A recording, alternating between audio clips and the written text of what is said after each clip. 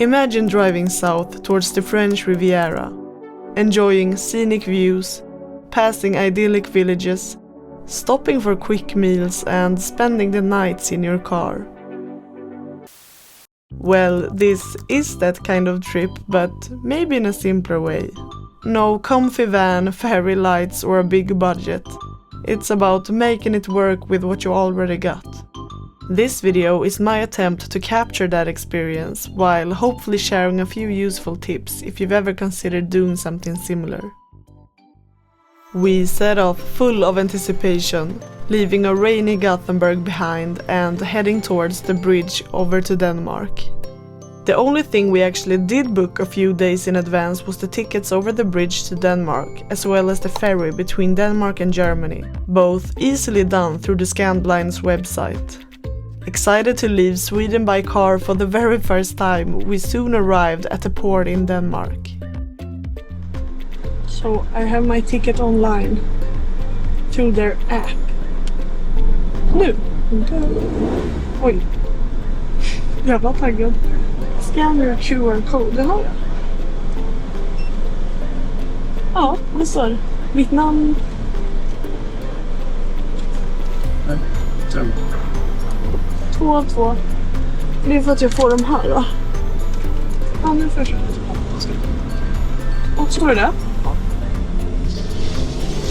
Lane 8. Du är ju skitsmidig, Millie. Kan du bra?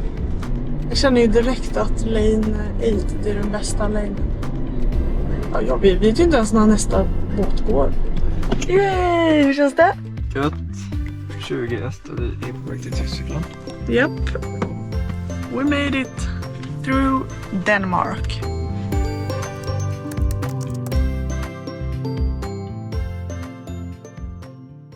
After a full day of driving, we arrived in this charming German town where we found our first place to stay using the app Park for Night. You can use it to search for spots in specific areas or near your current location and narrow it down with filters based on what you're looking for. We found it very helpful throughout our journey when searching for places to stay the night. We did actually bring our tent just in case, but especially with rain still lingering in the air, we decided to try and sleep in the car as planned. But first, a quick dinner before it got dark.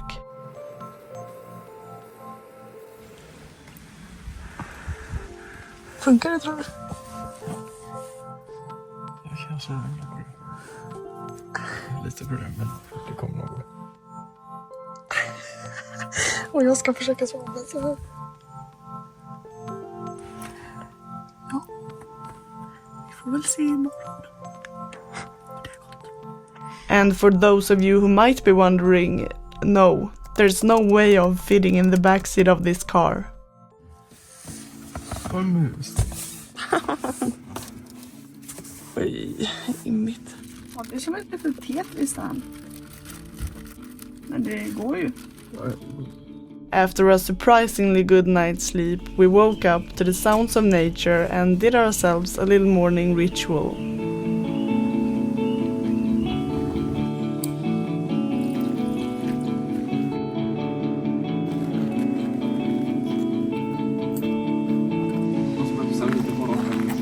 Tack, vad snällt. Edvin sov på den här. Ja, det är ju bra som helst. Ja, precis här.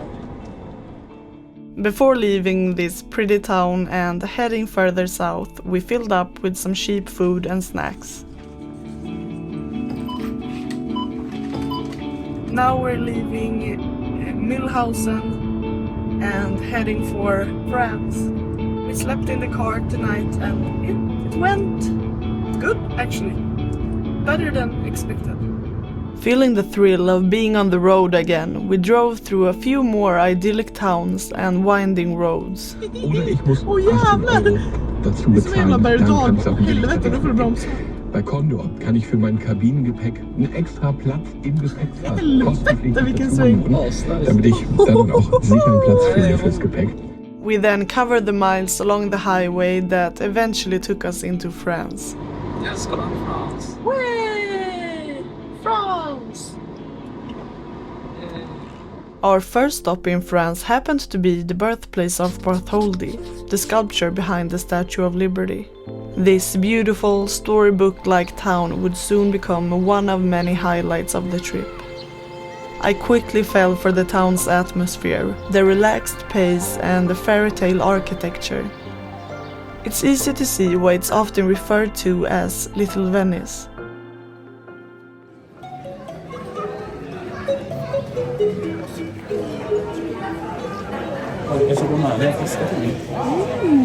Det kanske inte jag kan motstå.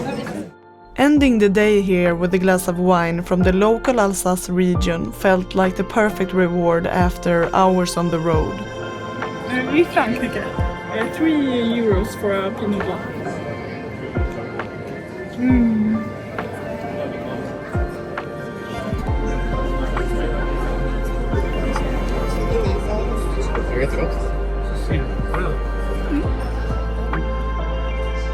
As if it couldn't get any prettier, a giant rainbow suddenly appeared, glowing over the town just as the evening settled in.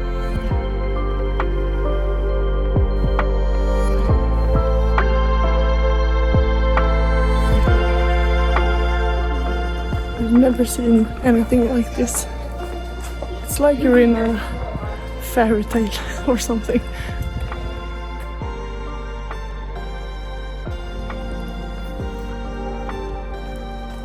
Säljer de lite viner. Lite Alsace-viner kanske.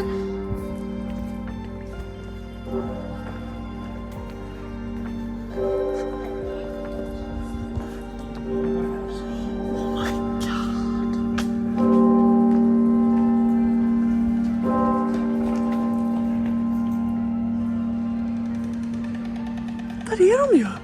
Där är ju tranorna! De är ju där, det är de som låter. Det är därför det är tranor överallt.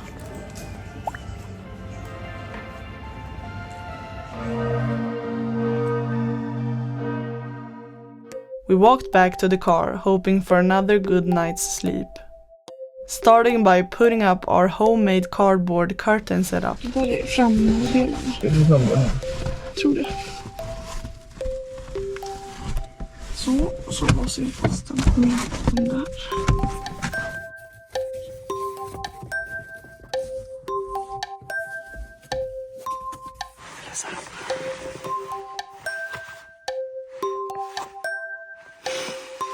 En liten ryggsäck där. Så man kan komma upp med fötterna. Så. Jag ska lägga lite väskor. En kudde. Ja. På något hela vänster. Brukar du ligga så eller? Så det var jag inte på. Så jag kommer att hitta något.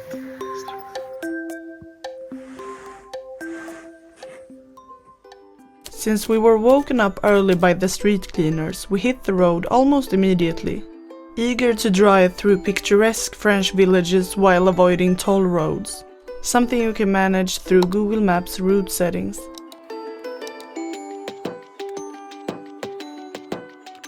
Because we aimed to keep our expenses low, we stuck to these kind of quick and simple meals along the way, a habit that kind of became a highlight in itself. Our favorite.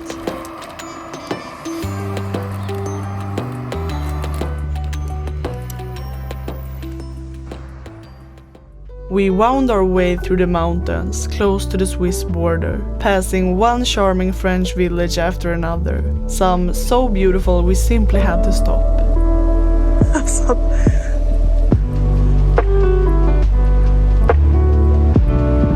Herregud.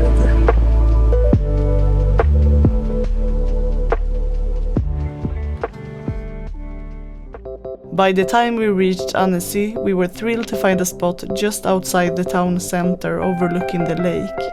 A view that made us quite excited to say the least. Jävlar vilken plats vi hittade. Jag kommer att sova jävligt. Oj, alltså vakna med den här utsikten. Kolla på det här. Här är en bänk. Okej, så det är en väg. Ganska stor här, men... Perhaps thanks to the setting, our dinner somehow tasted far better than it probably should have.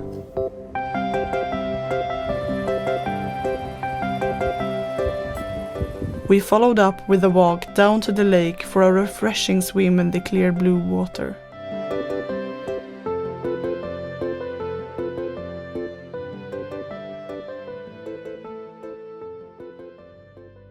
The evening was calm and quiet, with the sun setting behind the mountains. In the air a mix of birdsong and crickets, and just a bit of road noise behind, reminding us we weren't completely off the grid.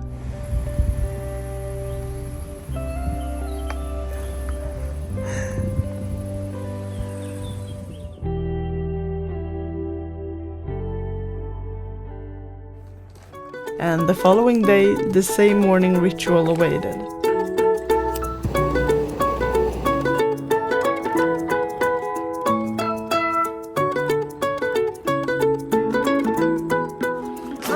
Då? Ja. Lite imma på rutan efter natten, men annars känns det ganska bra. Man drar bak sätena till max. We then continued our journey, surrounded by mountains and sunlit roads. Our aim for the day was to reach the French Riviera, but first a stop in this quiet riverside town nestled between cliffs.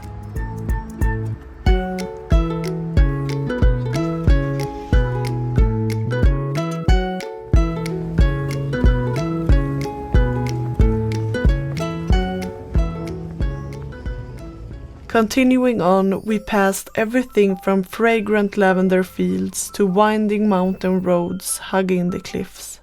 A drive that definitely tested a few of my fears. Oj, någon som ska bo med en liten utsikt ikväll. Det där tyckte jag inte om. Klassiskt.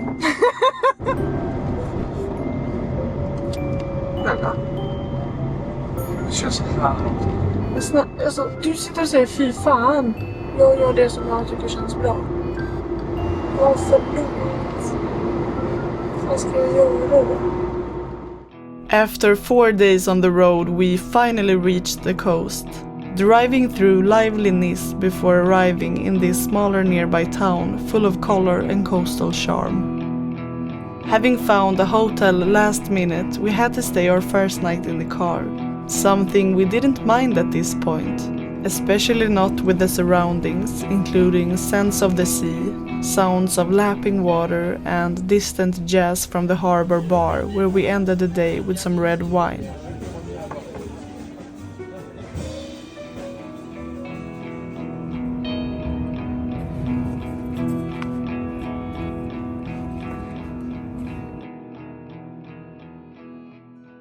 The morning began much like the ones before, except this time, after a refreshing swim, we could stroll into town for some fresh baguettes and tomatoes. Brödet var helt varmt. Ja, det är bra. Den smakar utan salt på. Åh jävlar. Jättegod. I won't make you sit through a day-by-day recap of how we spent our 5 nights here, especially since the days mostly went like this. Swim, eat, read, and repeat. But let me sum up what I thought this place was like. The town itself is quite small, built on a slope where narrow streets wind their way down towards the sea. The buildings are painted in warm shades of yellow, orange, and faded pink, with greenery that adds to its old charm. You'll find small markets selling cheese, olives, as well as bright fruits and vegetables. My impression was that it's a place clearly loved by tourists. However, it still feels genuine in parts, especially once you wander away a bit from the busy waterfront. We tried one of the restaurants in the busier part of town, but since it felt a bit too touristy and overpriced, we mostly stuck to homemade meals and baguettes from the local boulangerie. Looking back, the few spots by the harbor had a more relaxed and genuine feel to them, a kind of atmosphere I tend to appreciate much more.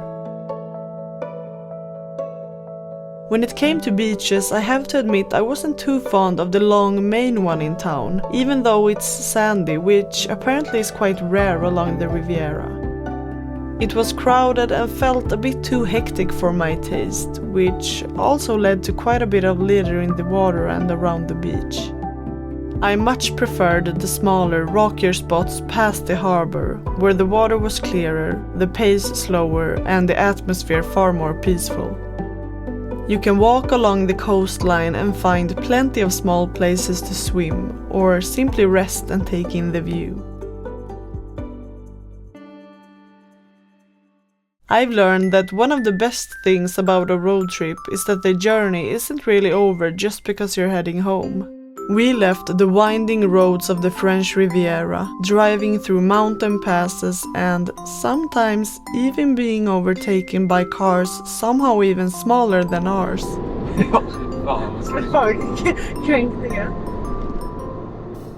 I've got so much footage of stunning views that probably wouldn't make for the most exciting part of a YouTube video. So I'll let them roll in the background while I sum up the trip. Fuel costs were surprisingly reasonable, and since we spent most nights sleeping in the car, accommodation was basically free, apart from a last-minute stay on the French Riviera which set us back a bit. Traveling in a small, fuel-efficient car definitely helped keep expenses down, easy on the wallet and even easier to park. We also saved some money by mostly cooking our own meals along the way. Something worth knowing is that in France, certain cities require this sticker for your car, which is easy to order online and worth sorting out in advance to avoid fines. In France, you're also required to carry a reflective vest and warning triangle in your car. For finding overnight spots, Park4Night was a big help. You can search for places nearby or along your route. And if you get the paid version, you can also download maps for offline use. It's also easy to download Google Maps areas for offline navigation. A nice safety net in case coverage drops. We avoided toll roads, which took longer but led us through some of the most charming towns of the whole trip. That was all for now. Thank you so much for watching, I really appreciate it. And I have to say, sharing videos like this can feel a bit personal and even a little awkward at times, but the kind words some of you take the time to write genuinely mean a lot to me. So thank you for that, and until next time, take care.